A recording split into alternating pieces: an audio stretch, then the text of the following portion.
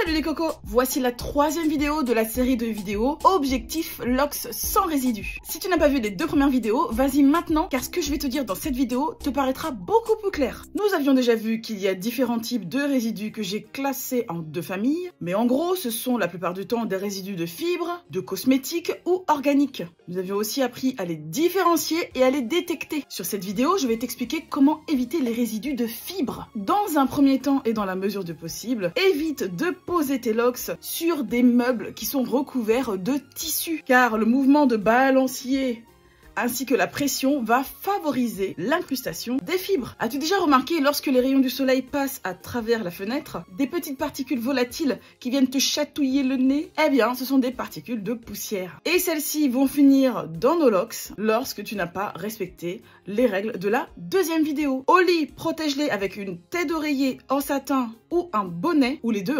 Attention, le satin n'est pas vraiment une matière à proprement dit, mais une façon de tisser des fibres très serrées, ce qui va permettre de maintenir l'hydratation des locks. Ça va aussi éviter qu'elles soient absorbées par le linge de lit, sauf si il est satiné, comme tu as pu le comprendre, et que de la poussière n'entre dans les locks pendant que vous dormez avec les mouvements du poids du corps. Pour à peu près les mêmes raisons, couvre-les lorsque tu fais le ménage. Attention aussi au choix de tes vêtements. S'ils sont très pelucheux, lave-les au moins une fois avant de les porter. Attache tes locks en chignon haut ou tout simplement évite ce genre de tissu. Pour la protection de tes locks, tu as le choix entre un durag, un foulard, un bonnet et plein d'autres tissus du moment qu'ils sont satinés ou recouverts de satin. Mais le plus important surtout est d'appliquer les conseils qui ont été donnés dans les deux vidéos précédentes et celle-ci. C'est la combinaison de tous ces ingrédients qui te permettra d'atteindre ton objectif de locks sans résidus. Tu peux même aller encore plus loin grâce à la formation en ligne qui porte le même nom. Alors Coco, appliques-tu certains de ces gestes au quotidien? Dis-moi ça en commentaire.